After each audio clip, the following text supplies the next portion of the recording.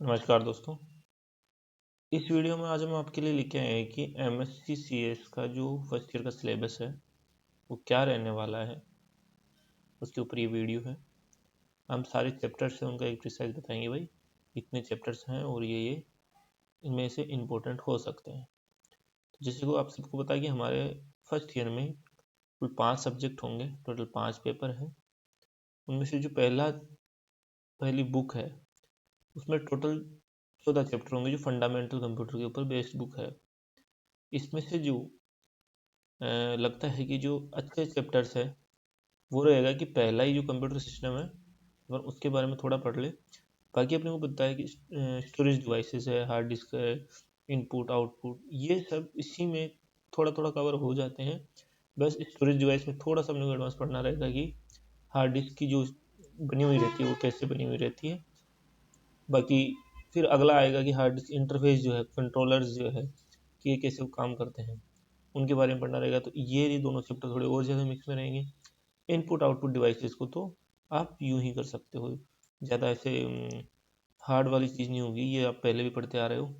Number system representation है तो इसमें सीधा सा है, आपको नंबरों का कन्वर्जन आना चाहिए। केवल बाइनरी, ऑक्टल, डेसिमल और हेक्साडेसिमल में जो कन्वर्जन है अगर वो आता है तो आप फटाफट से ये चैप्टर कवर कर सकते हो और इसमें अच्छे मार्क्स कवर हो जाएंगे।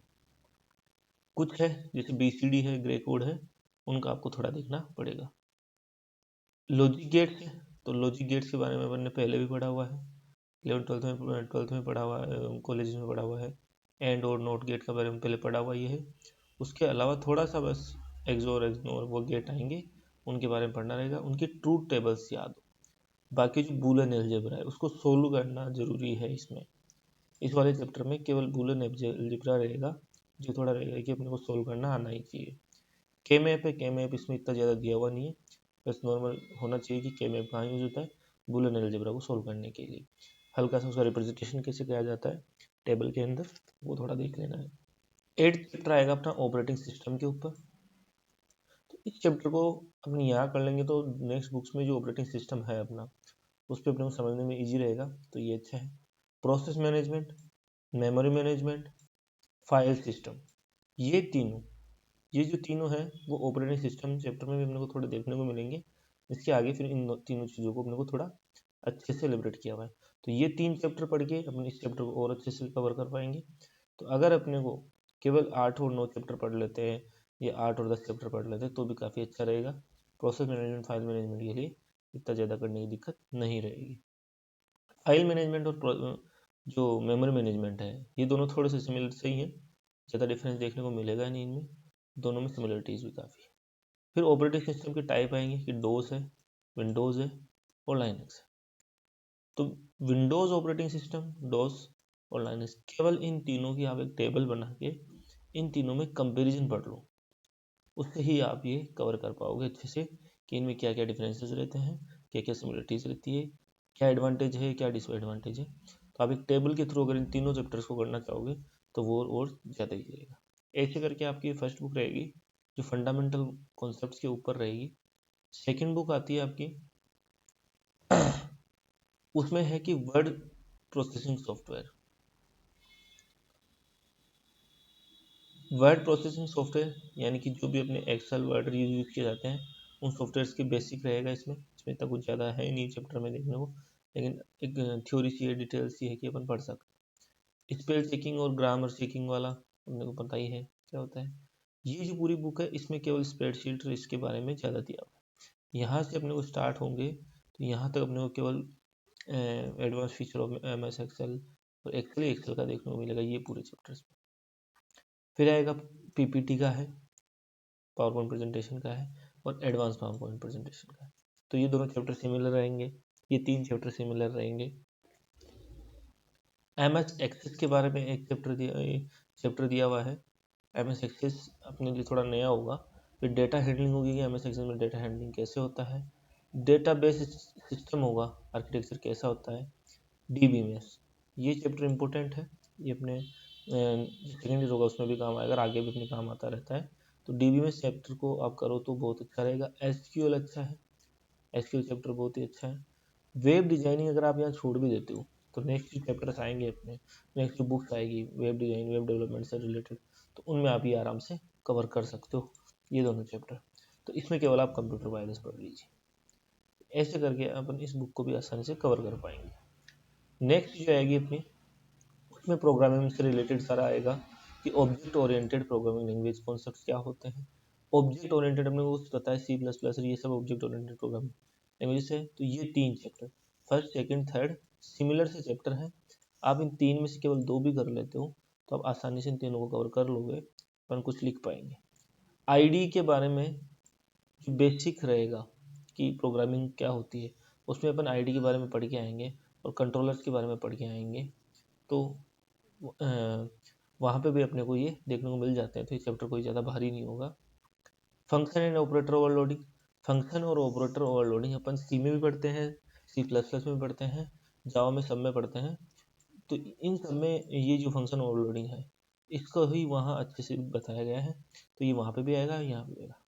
इनहेरिटेंस और पॉलीमॉर्फिज्म, ये सब अपने को पता है कि C++ में आते हैं, तो अपन वहाँ पढ़ चुके होंगे इन चीज़ों को, और ये पहले ही पढ़े हुए हैं। तो ये सारी चीज़ें, ये pointer array, input output file handling, ये सब क्या होगा अपने C++ से जुड़े हुए हैं, ऑब्जेक्ट ओरिएंटेड से जुड़े हैं। तो ये 8 चैप्टर तक लगभग सारे अपने जुड़े हुए रहेंगे, तो इनमें कोई इतनी परेशानी होगी नहीं आपको पढ़ने में। थोड़ा थोड़ा भी अगर आप हर एक चैप्टर से पढ़ते हो तो आराम से कवर कर पाओगे। ये एक चैप्टर आएगा, इसको आप अगर छोड़ भी देते हो तो ठीक है, नहीं ज़्यादा ऐसे लेंथ चैप्टर नहीं है और शॉर्ट एंड स्वीट है। फिर आता है जावा प्रोग्रामिंग के बारे में आएगा कि जावा प्रोग्रामिंग कैसी होती है। उसके इसके अंदर ओवरलर्निंग एंड इनहेरिटेंस के बारे में आएगा, packages, interface, exception handling, multi threading, इन सब के बारे में आता जाएगा। तो ये GUI ये अलग चैप्टर आ जाएंगे और इवेंट हैंडलिंग ये आ जाएंगे। तो ये फिर जावा का पोर्शन स्टार्ट हो जाएगा इसमें, यानी कि इस थर्ड बुक जो है उसमें अपना केवल C++ है और जावा है। फोर्थ जो बुक आएगी अपनी, उसमें आएगा बिजनेस और जो विजुअल बेसिक्स है, VB नेट है, ये VB नेट के ऊपर रहेगी पूरी बुक। VB नेट में सबसे पहले जो पहला चैप्टर है बिजनेस डेटा प्रोसेसिंग, ये पूरी थ्योरी वाला चैप्टर है। कुछ एक पॉइंट्स है इसमें जो अपने को पढ़ने के लिए याद करने के लिए ठीक रहेंगे, ज़्यादा लंबा चैप्टर है नहीं, कुछ शॉर्ट नोट्स होंगे वही अपने को पढ़ने रहेंगे। फिर आएगा विजुअल बेसिक का बेसिक जो नॉलेज रहेगा कि कैसे इसमें क्रिएट किया जाता है एप्लीकेशन, उसके बारे में है।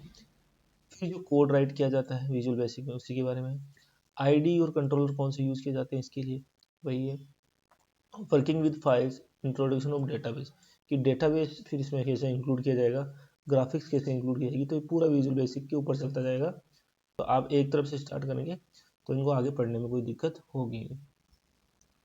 VB नेट के आसपास ही पूरी बुक बनी हुई है, web and VB net, controls in VB net, file handling in VB net. तो जब आप सेकेंड बुक में फाइल हैंडलिंग C++ के लिए इनके लिए पढ़ के आ चुके होंगे जावा के लिए, तो इसमें वो समझना कोई भारी चीज़ नहीं होगी। फिर अपनी फिफ्थ बुक आएगी जिसमें नेटवर्किंग के बारे में है, पूरा फंडामेंटल है, कंप्यूटर नेटवर्क का फंडामेंटल। उसमें 3 चैप्टर तो कंप्यूटर नेटवर्क के फंडामेंटल के बारे में आएगी। फिर इंटरनेट के बारे में आ जाएगा, कंप्यूटर नेटवर्क का एक पार्ट आता है इंटरनेट, तो इंटरनेट के बारे में फिर 3 चैप्टर है कि इंटरनेट के फीचर्स क्या है, कनेक्टिविटी क्या है, ये सब चीज़ें। फिर WWW जो होता है वर्ल्ड वाइड वेब, उसके बारे में आ जाएगा। एप्लीकेशन ऑफ इंटरनेट, ई-कॉमर्स, ये ऐसे चैप्टर्स हैं जिनके बारे में आप खुद भी आसानी से लिख सकते हो खुद के हिसाब से। फिर क्रिएटिंग एंड मेंटेनिंग वेबसाइट, की वेबसाइट को कैसे क्रिएट किया जा सकता है और कैसे उसको मेंटेन किया जाएगा, उसके बारे में एक चैप्टर रहेगा। फॉर्मेटिंग फीचर रहेगा, वेबसाइट फीचर्स क्या रहेंगे, जावा स्क्रिप्ट क्या होता है, ये अपन जावा वाले बुक में भी थोड़ा पढ़ के आएंगे, लेकिन उसको यहाँ एक चैप्टर में वापस से लिया जाएगा। और एक्टिव सर्विस पेज और एक्टिव सर्विस पेजेस जो कंटिन्यू दोनों चैप्टर रहेंगे, एक्टिव सर्विस पेजेस के ऊपर रहेंगे। तो इसमें से आप पहला चैप्टर पढ़ लोगे तो भी आप आराम से दूसरा चैप्टर लिख पाओगे। तो ऐसे करके अपने MSc CS का जो फर्स्ट ईयर का सिलेबस है ये रहेगा। इसमें अब आसानी से जो बीच में गैप आ रहा है एग्जाम्स के बीच, उसमें भी आप ये कवर कर पाओगे। थोड़ा थोड़ा अभी पढ़ते रहिए। धन्यवाद।